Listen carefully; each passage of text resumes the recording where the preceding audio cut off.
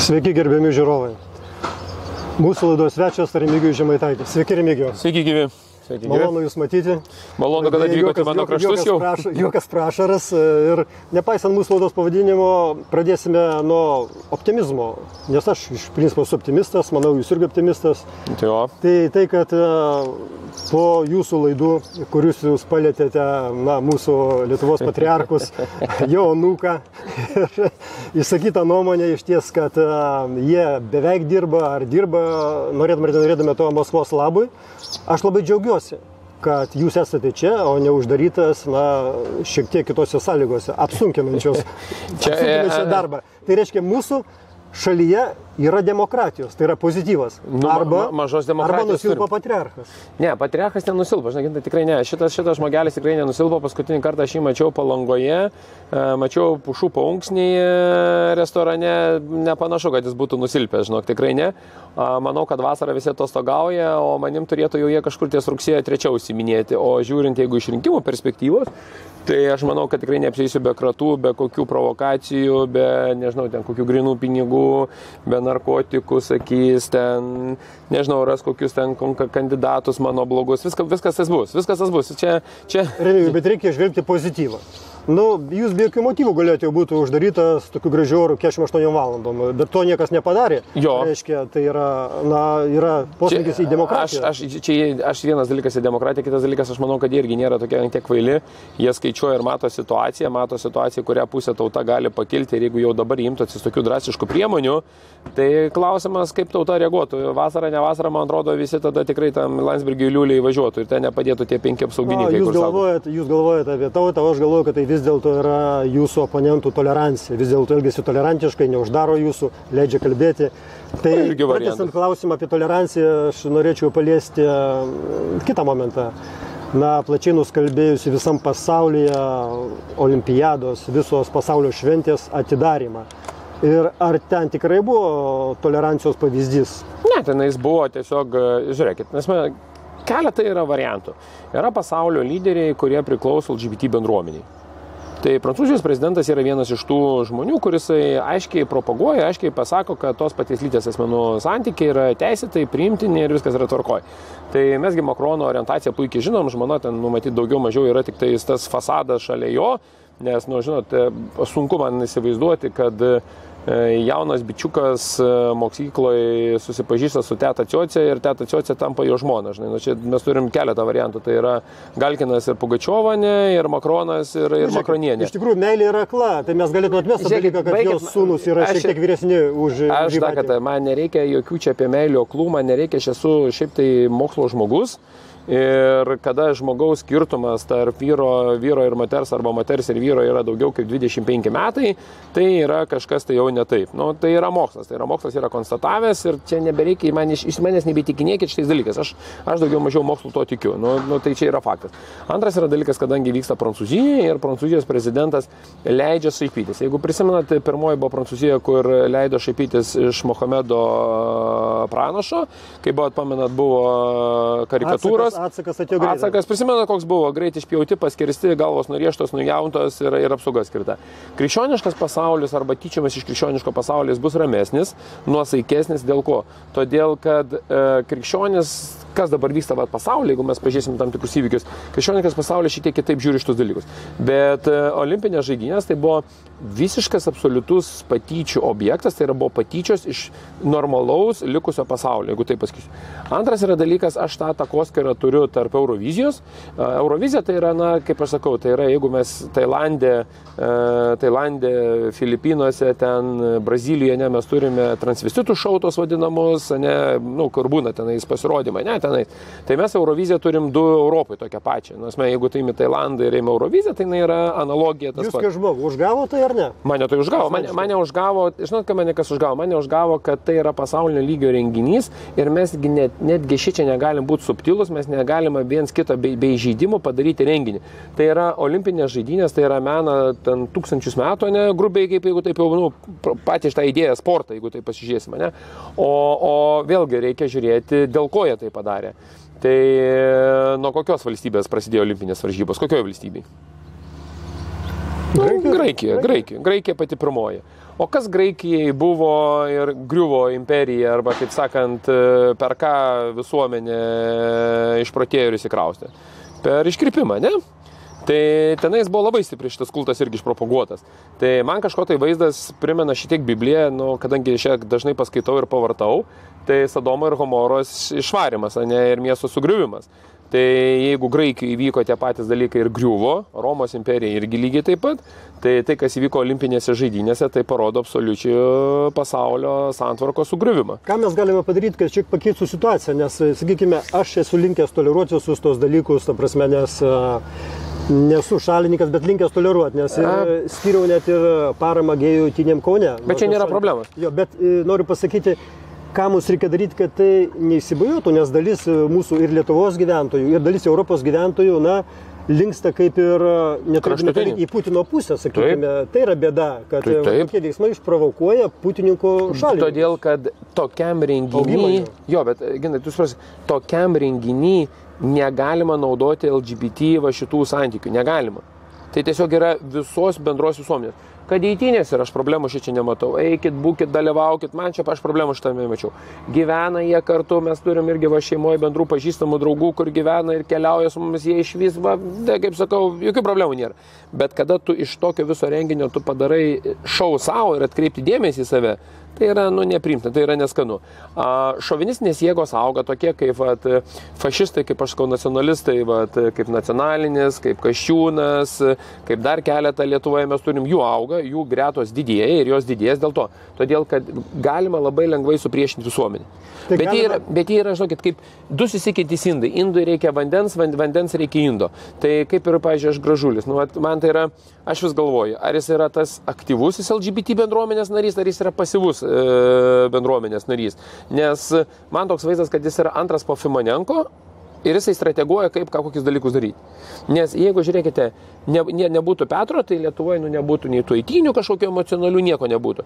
Petras padaro šou, jie tada gaunas didelę reklamą, tada jaunimas pradeda palaikyti LGBT, nes iš principo nekenčia Petro, nes nusako tas juokdarys klaunas Lietuvos, davai aš palaikau juos. Tada juos palaiko, automatiškai jų gretos didėja, procentai palaikančių didėja, finansavimas didėja. Petro irgi rinkėjo didėja. Tai man toks, Grįžtant prie mūsų Paryžiaus olimpiados įdarymas, turbūt galėtumėm tada sutikti, kad tai buvo padaryta klaida. Ir leidžianti aukti, sakykime, dešiniųjų fašistų gretoms. Tai... Nesakyčiau, kad klaida čia buvo labai kryptingai, tvarkingai padaryta, nes jūs pažiūrėkite, kada buvo pasirinkta po svarbiausių Europos parlamento rinkimų, po Vokietijos rinkimų, po Prancūzijos rinkimų. Čia buvo ženklas ne jums, čia buvo ženklas Europai.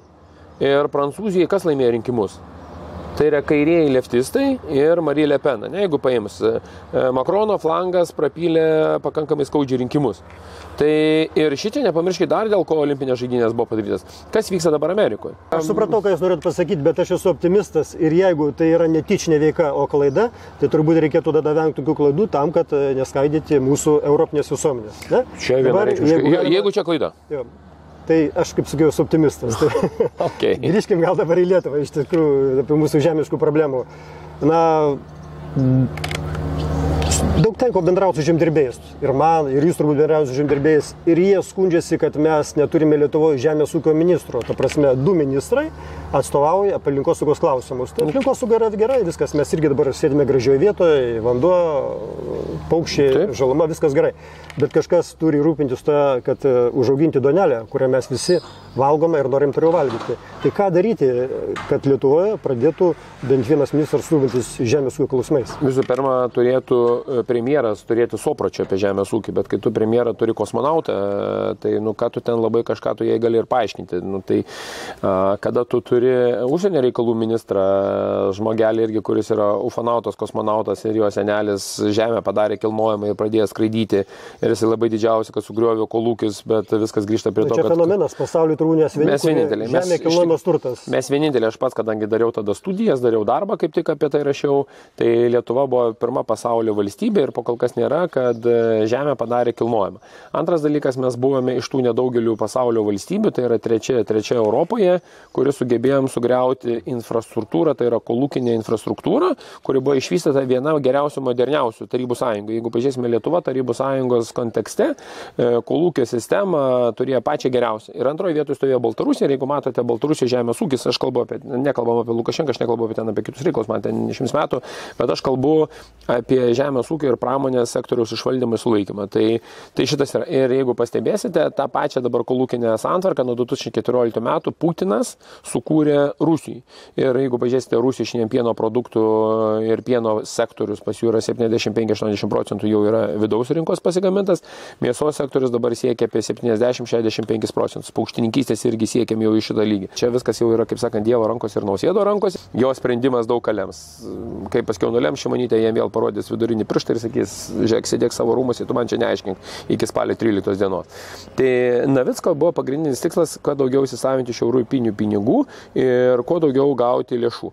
Bet Europos Sąjunga, pavyzdžiui, man tenka, aš pats mes ūkininkauju, tai mes kalbam ir su Latvijos, ir kalbam su tais pačiais vokiečiais, pasišnekam, kada susitinkam paroduose. Tai jie stebisi, kaip Lietuva, dar tik Europos komisija priema rekomendacijas arba tik pradeda diskutuoti, jau Lietuva jau neša dokumentą, notifikavimą, jau neša jį gyvenimą. Tai dar kitos tik galvoja, o mes jau gyvenam. Ir aš tokį pasakysiu labai gerą pavyzdį, prieš keletą savaičių buvo iš Vokietijos atvykęs vieno miesto meras į Kelmę, mes bendradarbiaujam, partnerystės yra ryšiai pasirašyti sutarimas. Ir mes paklausėm apie elektroautobusus, žinai. Tai jisai sako, you are very rich. Aš jau klausiu, why are you talking about it? We are just thinking about it. Now you are doing it. Tai esmė, jisai sako, kad mes esame nesako turtingi.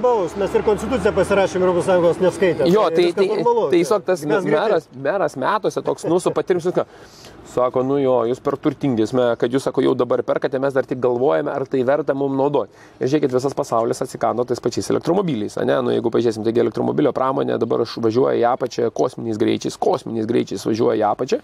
Tai tokį ir turi ministrą. Tai mes turim pelkių ministrą, kaip aš sakau. Bet čia, žiūrėkit, negatyvas. Pakalbėkime apie pozityvą. Žiūrėkit, mes turime sveikatos apsaugos ministrą. Tikrai šaunus vyras, nes jisai labai rūpinasi sveikatos apsaugos ministerijos darbuotojais. Žiūrėkit, jiems padarė privatų draudimą. Šaunu. Jo, tai būtų gerai, kad jo protas neštų tiek, kad Lietuvos žmonės nereikėtų jiem laukti pas kardiochirurgą 5-6 mėnesių. Jis galėtų pasistengti, kad vaikai, kur reikalingas šiandien protezavimas, dantų peržiūra, ypatingai kurie deformacijos yra apsigimimai, laukia iki metų. Aš turiu Olgos įvykį Druskininkų, kur jos dukrytei paskirimas gydymas buvo užregistruotas 25 metų birželio mėnesį. Tai jūs galite įsivaizduoti, kai augantis vaikas, tas gumurys visas formuojasi, tiesiog, tai mes turime magnetinius rezonansus, kur laukiam 4-5 mėnesius, bet Dulkys lengva sąžinė pasamdo privačią draudimo kompaniją. Mintis yra labai paprasta, gintai. Jie yra Amerikos moksleiviai. Jau yra pagrindinė pamoka arba pagrindinės tos vadinamos skultas tai yra būtent Amerikono. Amerikono koks yra privatus gydymo sektorius. Tai tik privačiam gydymo sektoriui tu gali gauti gydymą. Jeigu tu esi draustas, privačiam tu gausi. Jeigu ne, tai yra vadinamos tos bažnyčių ligoninės, arba kaip lietuviškai, kaip čia, pirmos pagalbos, taip turėtų jo. Pirmos pagalbos tos ligoninės, kur arba tau sutikė, arba tau duoda numirti. Vat ne taip prisinai mano giminaitė gimdė Amerikoje, tai vaiko gimdymas buvo 62 000. Tai 56 000 kompensavo jos privatus sveikatos draudimą, likusi sumainai turėjo susimokėti. Tai dabar jūs man parodykite pagal Dulkys, Matulas, Šimonytė, Danguolė, Veryga, tarp kitoko, jūs labai biškai neteisingai kaltinat Dulkį. Visų gydymo įstaigų privatizavimą tai pradėjo Veryga 2017 metais. Aš nekaltinau, pagyriau, kad jis labai rūpinasi savo darbuotojais. Bet norėtųsi, kad rūpintųsi visais Lietuvos žmonėmis. Tai Veryga pats pirmasis, kuris pradėjo rūpinti savo sveikatos ministerijos darbuotojais ir pradėjo į privatizavimą gydymo įstaigas nuvesti. Žiūrėkit, galima sakyti, kad tai yra tiesioginis darbuotojų papirkinėjimas, ne?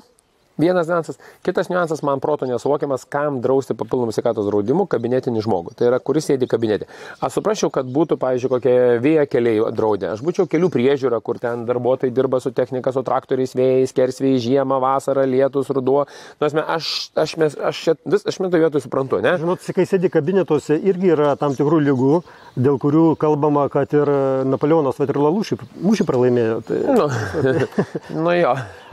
Remigijau, pasakykite, ar yra jūsų nuomonė šitoje vyriausybėje gerai dirbančių ministrų, kurie galėtų būti, sakykime, jūsų formuojimo pavyzdžiui? Aš galiu pasakyti, jie gal savo neveiklumu yra gerų. Pavyzdžiui, Skuodis. Žiauriai geras ministras. Jis niekur nesikiša, iš niekur nesupranta. Jis nieko blogo nepadarė ir jo dėl nėra ko kritikuoti. Jo, ir aš įsivaizduoju, pavyzdžiui, kokia kelių direkcija, kelių priežiūros tarnyba, vidaus vandenų. Aš žinau, jie trina rankoms. Jie turi lūzerį, iš tikrųjų, jis pats žmogus, jis nėra geras, man teko su juo daug kartų bendrauti. Jis pats toks pukuotas, minkštas, geras, bet jis yra lūzeris būtent susiekimo transporto srity. Jis kaip vadybininkas, jis yra trukoj. Aš tarp kito vieną mačiau susirinkimą, griuk negyvas, kad ministras sėdėtų ir kiekvieną valdininko pasakytą žodį rašytųsi, aš dar gyvenime gintai nesumatęs. Tai ministras tai yra lyderis, kuris tu formuoji nuomonę, pozicinę, prieš tai su patarėjais tu pasitarė, kurią kryptį mes važiuojam. Bet kad ministras eilinis specialistas sakos ir jis viską rašinėjęs, tai tau parodo vieną dalyką, kad jis ministerijoje neturi absoliučiai jokios informacijos, jis nežino, kas vyksta ministerijoje ir jis nežino, kas tai yra susiekimo sistema. Jis nežino. Vizijos nėra. Jo, nėra vizijos, nes lyderis tu turi turėti, tu matymą. Brazauskas turėjo matymą, ne? Daryti klaidas. Jo, tai lygiai taip pat švietimo ir mokslo ministerija nauja paskirta. Klausaisi jos dalykų, tu šiurpsi, ne? Bet iš kitos pusės aš galvoju. Ačiū Dievui, kad dar yra protingi valdininkai, nes tada iš visą švietimo ministeriją sugriūtų. Sudėliokime hipotetinę situaciją. Remigijus Žemaitaitis turi galimybę tapti premjeru su savo komanda. Kaip Lietuvos žmonės pajustų, kad iš tikrųjų mes einame link gerovės valstybės. Neateinantį kartą, ne vaikai, ne anūkai, bet tie patys žmonės, kurie šiandieną gyvena. Jo, tai aš manau, kad visų pirma, tai yra ministerijos korpus asmeninė atsakomybė už priimus sprendimus. Tai yra, pažiūrėjau, aš, jeigu kaip premjeras, aš pas savęs įmonė, ne ūkį ateinu, ateina vienas ar kitas padalinio vadovas ir man sako, mes dabar norėtumėm nusipirkti papildomai ten traktorius arba padargus. Ir aš jam sakau, jeigu tu nori pirkti traktorių, galėtų man pagrįsti, kiek jisai metų dirbs pas tavęs per metus, dirbs moto valandų. Jeigu jisai dirba tik 50% užimtumo, sakau, tai kam mums pirkti techniką ir investuoti 300 000, tai geriau mums ją samdytis, metus mums samdymas 300 laukų apsiimas kainuos 25-30 000 eurų, tai ką tai reiškia, tai per 10 metų tu sumokėsi 300 000, bet per 10 metų tavo traktorius, tavo technika, jinai nusidėvi dvigubai. Tai sakau, tai reiškia, mums nereikia. Jeigu tu man atneši su verslo planu, kad tu sakai, mes su to traktoriu apsisėjame savo 300 hektarų ir dar papildomai įsėjame 50 hektarų, ar ten 200 ar 500 hektarų, sakau, tada skaičiuojam. Tai aš manau, kad lygiai taip pat būnas premjeras, aš to norėčiau išgirsti. Tai kitas dalykas, tikrai nebijočiau leisti, kad ministrai klystų. Tai yra pas mus yra problema, kad ministram tarsi pas mus pirmokam draudžiama klysti. Suklysi, tai tave atleis iš ministrų ir panašiai. Nereikia to dalyko bijoti. Man tas toks vaizdas yra. Bet ar yra tokių dalykų, kur paprastas žmogus, paprastas pilietis pajustų iš karto, tai perspektyvoje 1, 2, 3 mėnesių, ta prasme, nes tai yra labai sudėtinga. Tai labai paprastas, tai per 2-3 mėnesius tu labai gerai pajusti. Tu sveikatos draudimo rezervą nuo 16,7% sumažini iki 12%, skiri papildomai 100 milijonų magnetiniam rezonansui ir širdies onkologinių ligų patekimui pas gydytojui, tada gydytojai forminant 1,5 etato, jeigu tas neapsisuka, tu privačių įmonėje samdai papildomas konsultacijas, viskas ir po 2 mėnesių žmogus turi efektą. Tai žiūrėk, elektros tinklų, beprotizmas, tas, kur čia dabar nelaimė įvyko, kur mes čia be elektros buvo, mane 2 paras. Tai durnius gali būti. Tai kaip gali įmonės vadovas neturėti papildomai sutarčių pasirašymas papildomai darbams? Net mes ūkį turim, aš turiu 50% teritorijos priežiūros, o man čia reikalinga žiemą sniegą nuvalyti, ne? Tai 50% aš turiu fiksuotą sutartį, 50% aš turiu kintamai. Nes ką tai reiškia? Nes jeigu iškrito papildomai daugiau sniego, ne? Tai ką tai reiškia? Jis man turi per 24 valandas nuvalyti kiemą. Tai jisai samdos, man nesvarbu, ar jis samdys iš Petro, Antano ar Stasio kažkaip. Tai elektros tinklai pasirodo, jie turėjo tik fiksuotas sutartis, papildomų neturėjo. Žmonės tai išgirdo ir jeigu jūs jo būsite, tai jūsų ir paklaus, nes laidos įrašus tada galima pasižiūrėti. Tai drąsiai, tikrai taip. Kitas klausimas. Jeigu jūs turėsite valstybės valdymo svertus, ar tik tais užsimsite kūrybinių darbų, ar tiesiog ieškosit kaltų, kas padarė iki šiol negerus dalykus, nes tų negerų dalykų yra atlikta valstybėje tikrai nemažai. Aš esu pasakęs, energetinis auditas bus atliktas, kiekvienoje ministerijoje bus auditas atliktas, aš kaip premjeras į tą man neįdomu bus kištis, mano bus tikslas formuoti viziją. Bus tam, kas yra pareigūnai, kurie tą tirs, mano tikslas yra vaizduoti į priekį tai, ką aš turėsiu, kokius finansų galimybės turėsiu, tokią aš viziją matau, tą aš ir važiuosiu. O čia yra bus... Sėkmės jums. Ačiū labai. Ačiū. Sėkmės už tai, kad atėjote į laidą, ačiū, kad pabuvote. Aš manau, kad žiūrovams bus įdomu. Gerbėjai žiūrovai, kam patiko mūsų laida, spauskite patiko. Prenumeruokite mūsų kanalą Juokas pro ašaras. Šiandieną mes bendravome su Remigijumi Žemaitaičiu. Ačiū visiems žiūrėjusiems ir iki malonaus.